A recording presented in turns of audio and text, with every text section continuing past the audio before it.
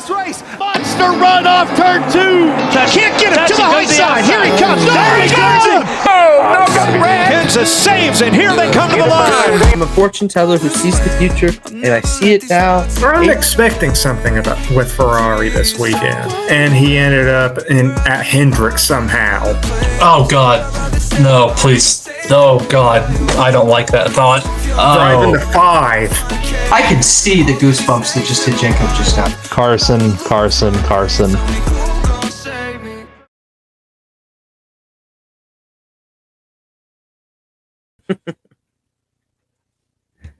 But first, I'll let you start. Yeah, okay. Few notes before we get started with the Bristol Night Race. Truck Series winner on Thursday, Corey Heim. He is locked into the championship for the Truck Series. Xfinity Series winner, Justin Allgaier.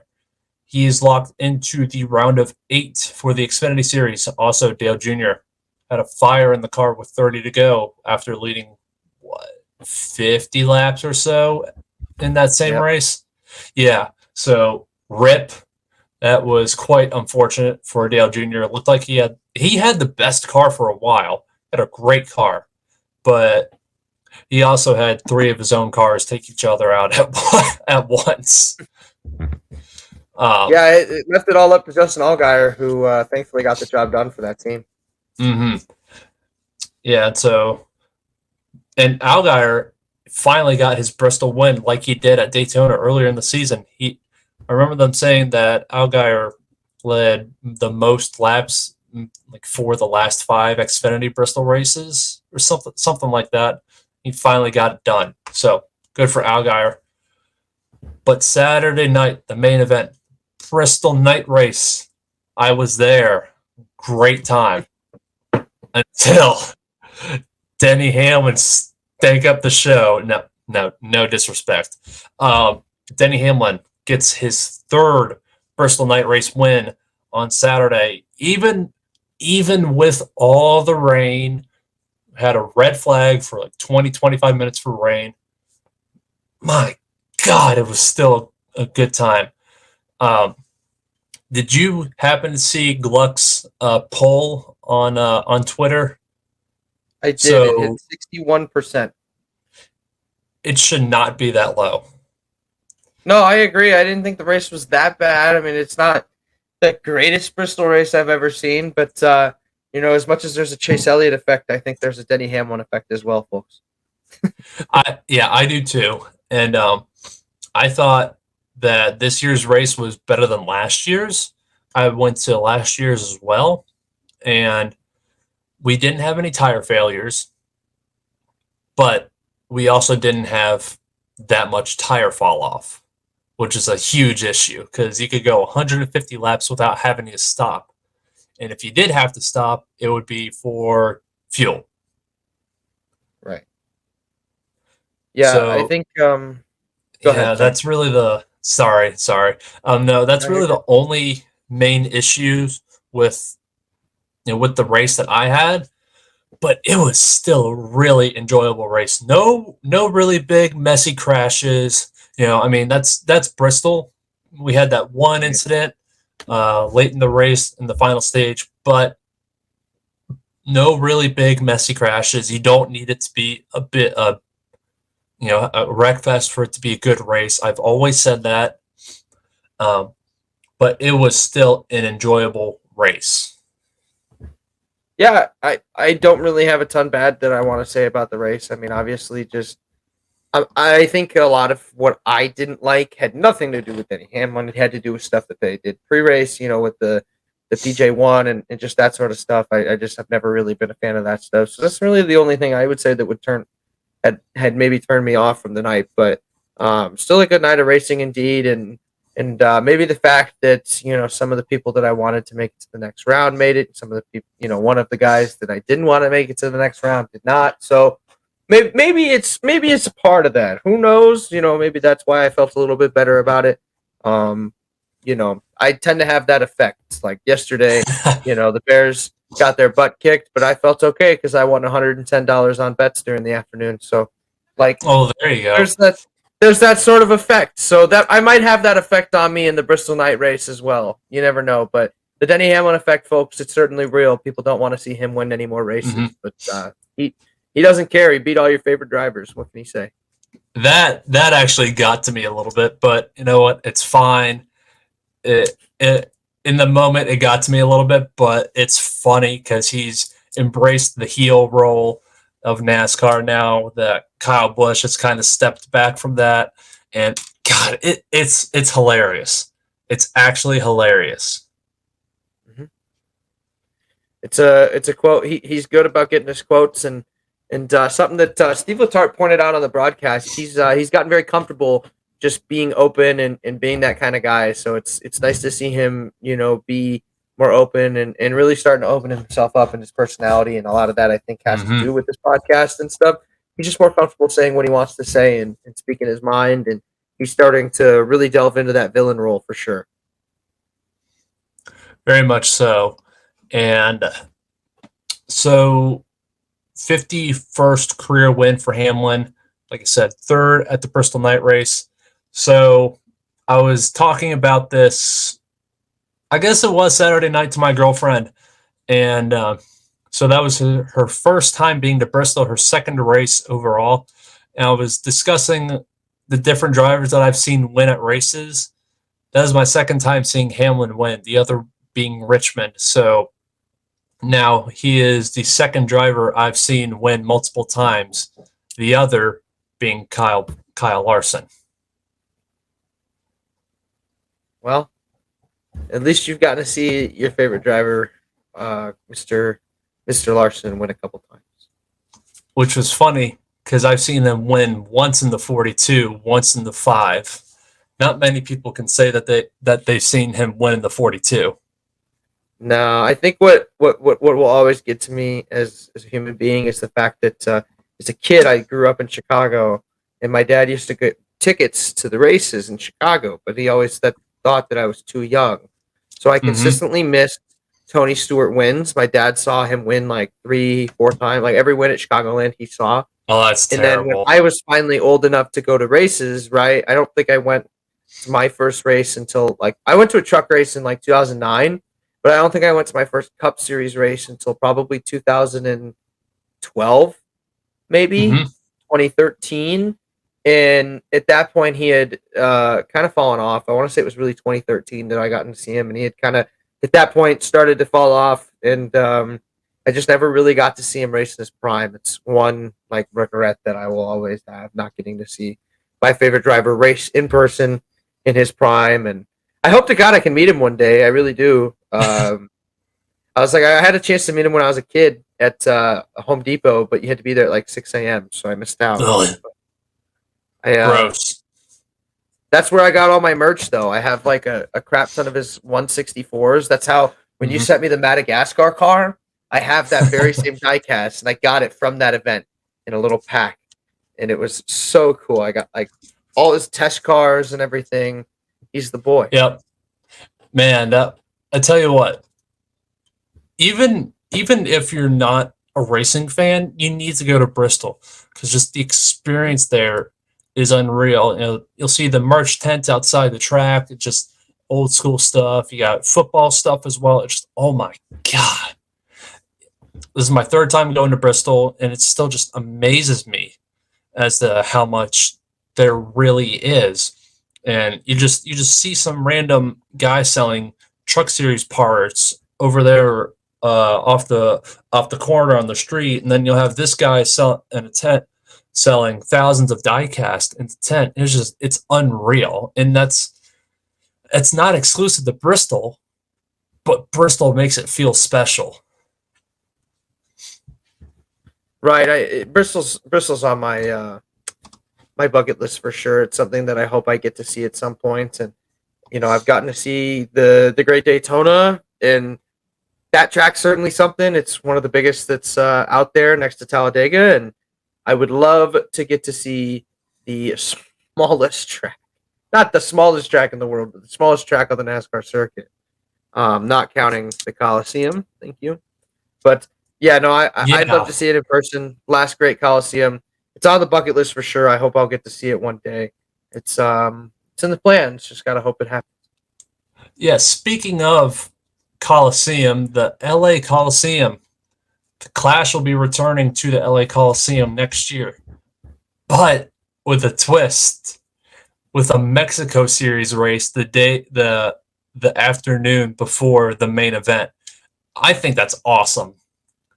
I like it, and I wish that I really, really wish that what would happen is that they would put like the guy who wins the NASCAR Mexico Series race gets somehow, some way to drive a next gen car in the exhibition race that follows the next day. I think that would be awesome. that would be sick.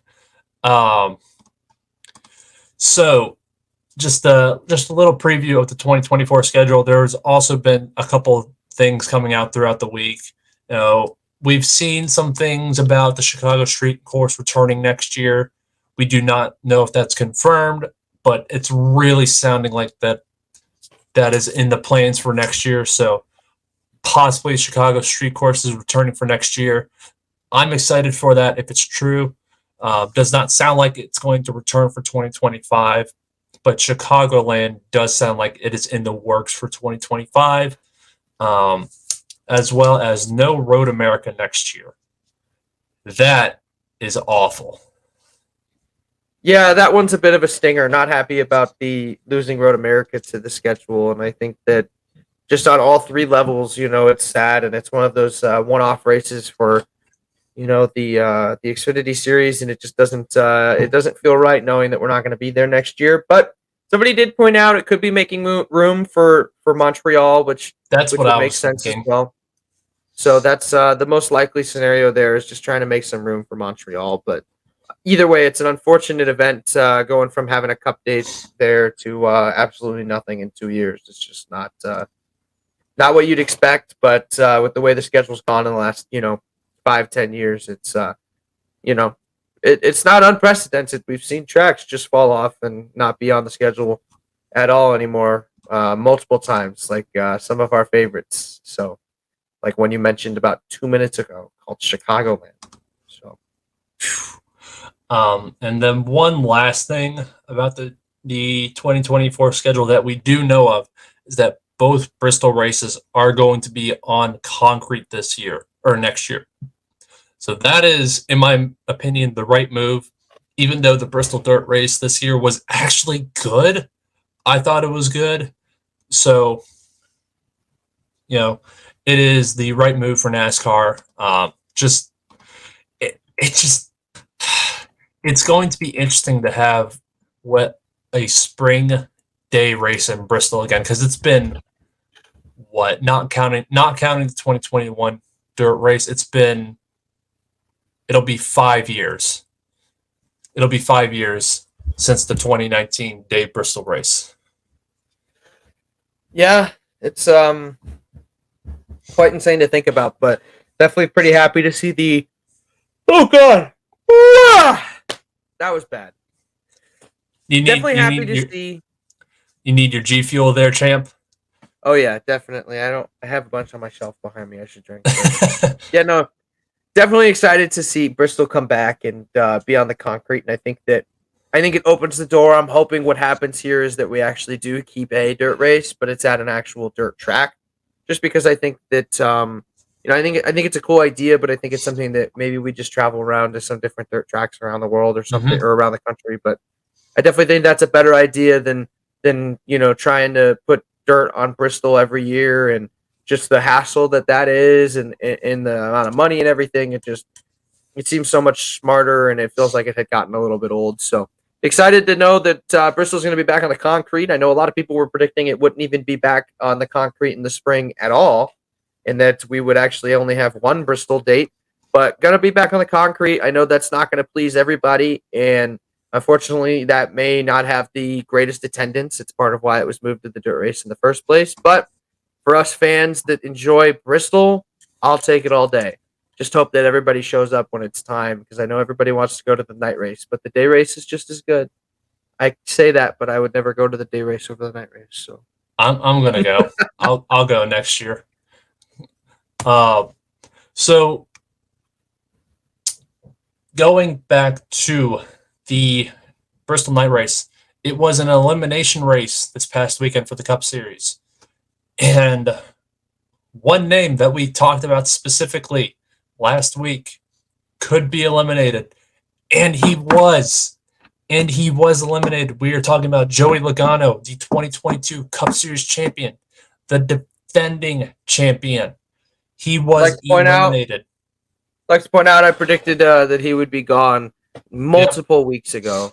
He was part of my original 4 to go, which I was 3 out of 4 correct, I believe. I think so. I'd have to double check it because I just haven't. I'm pretty sure Logano, Stenhouse, and Logano, Stenhouse, and McDowell were my picks, and then I might have picked like Christopher Bell or something rather than Kevin Harvick,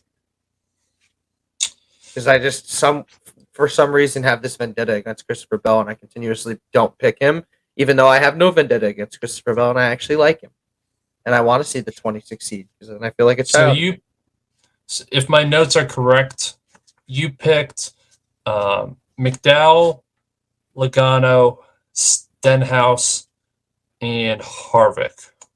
No way. No way. If my notes are right. Oh, I think they are. But I would have to go back and check them. Oh, I've done it again, folks.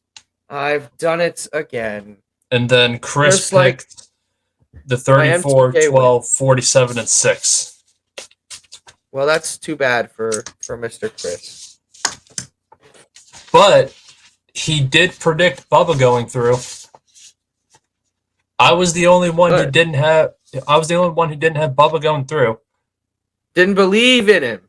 Didn't freaking believe in him, and you regret it now, huh? I actually do. I look like an idiot. But yeah, a great drive from Bubba. He came in 19 points below the cut line, did what he needed to do, even with the help of Logano getting wrecked on lap, what was it, 2? It was early in the second stage, or the final stage. It was like 285, somewhere around there, just after halfway. But he did what he needed to do. Even with a 14th place finish, he did it.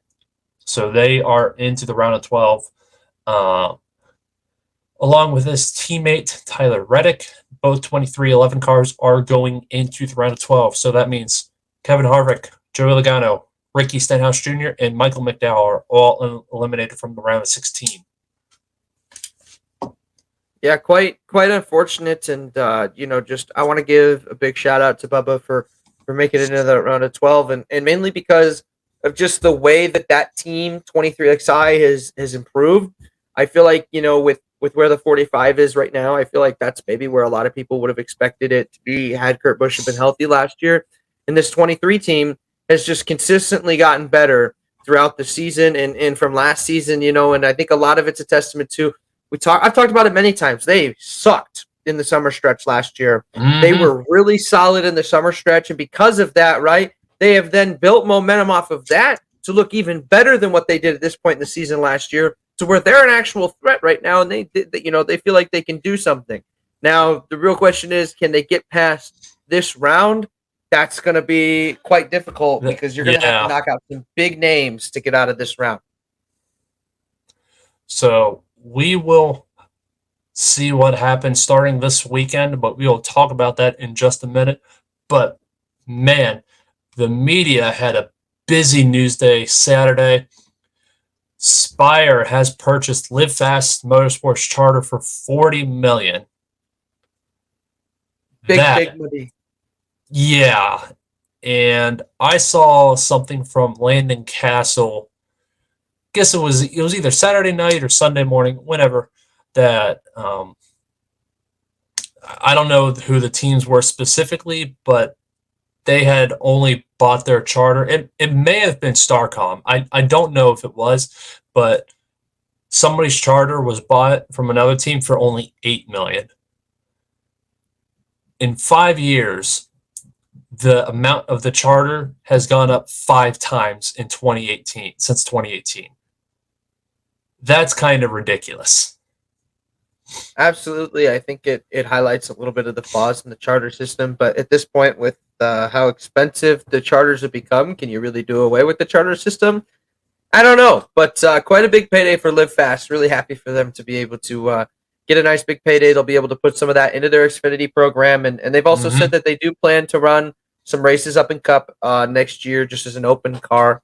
And they should be able to get into quite a few races that way. So, not all end all be all for Live Fast in their car, but they're going to go ahead and give that charter to another team that might be a little bit more competitive, and they're going to go ahead and take the money that they earned and try and make themselves more competitive as well. So it's kind of a win all around, I think, for both sides. Spire gets another charter, and Live Fast, not only do their partners and BJ McLeod and Matt Tift gets some a hefty chunk of change, but they're able to put some more investments into their race team to allow them to be better. And they've got Anthony Alfredo racing for them in the Xfinity Series, who's really elevated that program from where it once was. And I think that this money will only help them continue to get better as a race team. So excited to see what Live Fast Motorsports can do in the Xfinity Series next year, and excited to see what Spire does with this charter, which, speaking of which, I think we already know, don't we? Yes. So literally maybe an hour and a half after it was announced that Spire had purchased Live Fast Motorsports charter for $40 million, Zane Smith was announced to be the next driver for Trackhouse Racing in an alliance deal with Spire for that charter to start running in full time for 2024. The problem I have with this is that Ford let their only good driver in their development program go to Chevy. Am I happy for Zane Smith? 100%. He deserves it. Like, he deserves the shot. I am very happy for him. But Ford, you guys screwed up on this. Yeah, 100%. It's not the first time that Ford has lost a good driver to Chevy, and it probably won't be the last time. And it just continues to show just Ford's lack of. They're just slowly running out of drivers. I mean, Harvick's not going to be there this upcoming or next year, and that's a big name driver for Ford. And then you're really heavily leaning on your boy Joey Logano, and Brad Keselowski's still with Ford, so that's thankful. They're thankful for that, but just they need more star power for sure, and he was an opportunity to get that, and they once again just fall short of the mark. Well, it's definitely going to be interesting with Trackhouse for the entirety of 2024, because in certain races they're going to have 4 cars running at once, because SVG's Shane Van Gisbergen has signed a part-time deal to run in Cup, Trucks, and Xfinity with Trackhouse starting in 2024 as a part of their developmental program. This is fantastic, not only for SVG, but for NASCAR in general. Yeah, this is going to be good for the sport, and it's going to be a great deal for Trackhouse and for SVG. It's just a win for everybody involved in this deal, and really excited to have SVG come over and try to continue that success that we saw in that Chicago street race earlier this year. So going to be exciting to see how well he does, and we will definitely have to wait and see if he's what that first race showed us. And this deal also includes some late model races as well as the Cars Tour races. So that's going to be interesting to see what 2024 holds for SVG as he comes to America. Hey, maybe he'll run some World of Outlaw races. That would actually be really cool, because he has run sprint cars back in Australia and New Zealand. So maybe, or he could run the high limit racing with Larson and Brad Sweet. Never know. Hey, definitely some opportunities there, and he's going to have some seat time. That's for sure. I can dream SVG and Larson running dirt together in the same race. I might pass out. All jokes aside, we did mention that both Bristol races are going to be on concrete next year. So we, like I said earlier, that's a little bit of the schedule preview for next year. Nothing official has been fully released yet. We are still expecting that in the next 2 weeks or so, I would assume, because the schedule did come out around this time last year. It feels like it's taking a lot longer than it did last year, but you know what? It's all good. We will talk about it in length when we get that schedule release, and I'm really excited about it. Maybe Montreal, Chicago, we'll see. But for now, who do you think will be eliminated from the round of 12? All right. My round of 12 eliminations. Now, Martin Truex Jr. is not going to have the same bad round that he had last round. I definitely think he'll pick it up and have a solid round. I think that when you're looking at guys that are going to get knocked out, unfortunately, I'm seeing. I unfortunately don't see Kyle Busch advancing. Ooh. Whoops. Okay. Whoops. I don't see Kyle Busch advancing. I know that one's a little crazy. I know it is, but I don't see him advancing. I do not see Bubba Wallace advancing past this round. Okay. Very sad, but I think he's had a good run and definitely not going to be hanging his head after this round for sure. Definitely going to be a fighter in this round. I'm also going to go ahead and I'm going to eliminate Brad Keselowski this round. I think he's going to be really close. I think he'll be in it right up until the end. And I really think that his main chance to get into this next round is going to be at Talladega. So if I'm wrong, it's because he won at Talladega. Mm-hmm. But I think that he's one of the guys that are going to get eliminated. And that gives me 3 so far. And looking at my 4th guy, I don't want to do it. But I am going to go ahead and eliminate Ross Chastain. So you think Blaney's going to get through? I do, man. I do. He tends to be okay at the Charlotte Roval. It's not his worst race in the world. So I think that'll help him out. Obviously, Talladega is one of his better races, and I don't think he'll be terrible at Texas. And when I look at Ross Chastain, I just don't think that he has had the speed that he needs to be competitive, to get enough stage points and stuff like that. And I feel like just with the way, just Ryan Blaney's been set up a little bit better. I know that Blaney's 3 points behind him in the points, but I feel like Blaney's just been a lot stronger in the beginning of races, and maybe he'll fall off a little bit at the end. And I think maybe that's the difference. But stage points are going to matter going into these next 3 races. And like I said, another guy that don't be surprised if he wins at Talladega. I mean, he is the Talladega man. And keep in mind, a win on the Charlotte Roval as well. So it's a good round for Ryan Blaney. It's one of those ones that usually he can get through fairly easily as long as nothing bad happens to him. And I think that that's another case here. I think he has a solid round.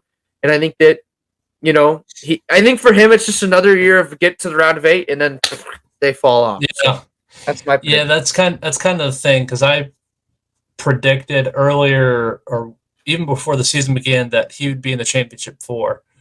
Not looking like that so far this year, but we will see. So I'm going to agree with you that Blaney's going to get into the round of 8. I'm going to agree with you there. I agree that Chastain's going to get eliminated.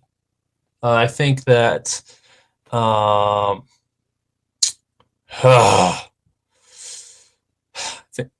say that Bubba's going to get eliminated. And Keselowski will be eliminated as well. Okay. But here's the interesting part. I think Christopher Bell's going to be eliminated. Oh, suddenly you're hopping on the Christopher Bell train that I've been trying to hop off. I was really trying hard not to eliminate the man. So, what about Christopher Bell's got you there? So, here's the thing. If he didn't win at the Roval last year, he would have been eliminated, and Larson would have gotten in. So I think he's going to be put in that same situation this year. but he doesn't win at the Roval. Okay. And Texas is Texas. Talladega is Talladega. Anything can happen at those two tracks, as well as the Roval. So it's weird. It's this entire round. The round of 12 is literally the wild card round, because you've got Texas, and Texas is just an interesting race for several purposes. We will get into that in just a second. Talladega is Talladega. Anything can happen. And then the Roval is there's always going to be chaos at the Roval. There always will be. I've attended it twice. It was awesome both times. Last year, it wasn't a great race. That was due to the car, but we'll see how it plays out with the new road course package that they've got going on this year. I think it can be better, and they're bringing back stage cautions for the Roval. Could be interesting, but the thing that's got me is that they're stupidly using the chicane for restarts this year. It's terrible. But I think that's to avoid them plowing into the turn one wall like they did the first year with Keselowski. And I can respect that, but I think that leading them onto the front straightaway with the restarts is the way to go. But what do I know? I don't get paid to make these decisions. I can't say I disagree with you on any of it. So I think that you make some very valid points. I trust you on that. So to recap, year 4 being eliminated in this round: Kyle Busch, Bubba Wallace, Brad Keselowski, and Ross Chastain. My 4: Ross Chastain, Bubba Wallace, Brad Keselowski, and Christopher Bell. We will get Chris's round of 12 elimination from him, and we will tell them about you guys next week. But for now, let's talk about our favorite race, obviously. Texas. Who's excited for Texas? Yeah, that's what I thought. Not me. Not me. But to be fair, at least they reduced the length by 100 miles this year. Hey, fair point. They did do that. And hey, to my point, guess who won the All-Star race at Texas last year? Ryan Blaney. Which he shouldn't have. Interesting. No. But he should have. But then he shouldn't have. Like, you see how that's all. We don't need. No, we're not going into that. Okay. We're not getting into that. No. If I'm picking a race winner this weekend, my race winner advancing himself into the next round of the NASCAR Cup Series playoffs instantly, it's going to be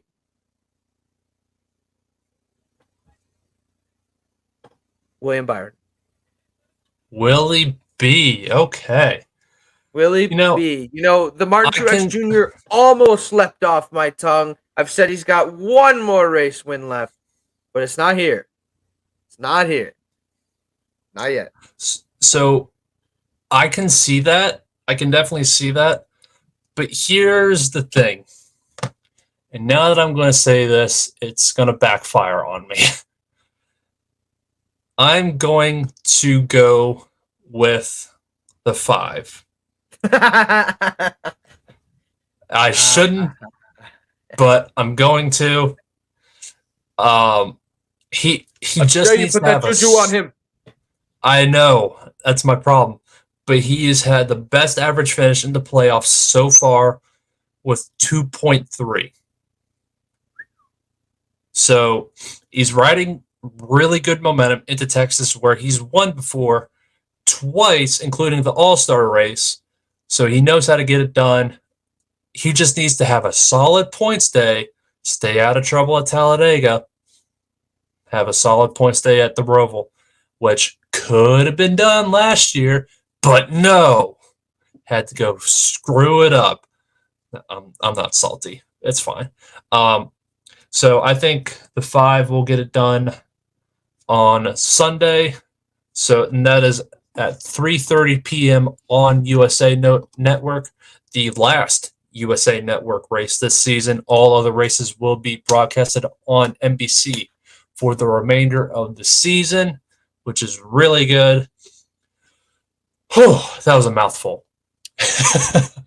Hey, I'm excited to see the races back on NBC because then I don't have to change the channel for Sunday Night Football. So There you go. There you go. So those are our picks for Texas. I've got the 5. You've got the 24. Couple Hendrick guys, the only Hendrick guys in the playoffs. Rip. And speaking of Hendrick cars, did you see the Alex Bowman paint scheme for Homestead that I sent you? I did. It looks beautiful. So if you guys don't know, excited to see that one out on track. exactly. So if you guys don't know, Danny Coker and Ally were holding a contest for fan designs for Alex Bowman to be held at Homestead. If you guys don't know what it looks like, it will be on screen right now for you guys to look at it. It's beautiful. I might get the diecast of it. We'll see if Lionel actually produces it, but we will get there when we get there. So, do we have anything else that we want to add on to this episode? Nothing that I can think of. I think we've kind of covered everything, and yeah, definitely happy that we have a new winner in F1 and excited for the round of 12 over on the NASCAR side. Very much so. Speaking of, have you looked at our fantasy this past week? I did happen to take a look at the fantasy. Now, just to up myself while I pull up the standings here, my fantasy football team's phenomenal this weekend. So shout out to both my fantasy football or all 3 of my fantasy football teams. I just started a 4th one last night to help my rating out. But as far as us goes on the fan track side, doing our NASCAR fantasy, if you will. From what I had looked at, it's currently loading. But Jacob, you're still far away ahead. You had a pretty solid week. I know that I didn't have probably the best week, and Chris is still falling behind a little bit. But looking at the point standings, you sit right now at 939 points. I'm at 854. I actually did close the gap on you by about 16 points. You had 198 points this weekend. I with 214. Chris continues to fall back. He's 786 points, and he had 175 this weekend. Now, a part of that was because, if I remember correctly, he had Joey Logano on his board. Oof. Probably. I haven't seen it. But yeah, definitely Jacob continuing to lead in our fantasy standings. So congratulations to him. His time is continuing to wind down. We're almost at 1,000 points. Woo! So, excuse me. So yeah, those are our fantasy standings as of the week before Texas. We will update you guys on those next week, as obviously. And I think that's going to be it for this episode. Heck yeah. Thank you guys for joining us. Make sure you guys check me out over at Mace Hollywood on Twitter, and make sure you guys are checking me out on Backsports page, and also my new company I'm running for, Shy City Sports, as well. Yeah, and you guys can find me on social media on Instagram and Twitter at JWBarker24 and on BSP with our motorsports section. Got a championship season's coming out this week, so look forward to it. Hope you guys enjoyed this Coming to the Line episode. This has been Jacob Barker and Mason Wood. Hope you guys enjoyed this episode. Stay safe, stay healthy. Have a good day, guys. We'll catch you guys on the next episode. As Chris would say, have fun, make new friends. Amen. Amen.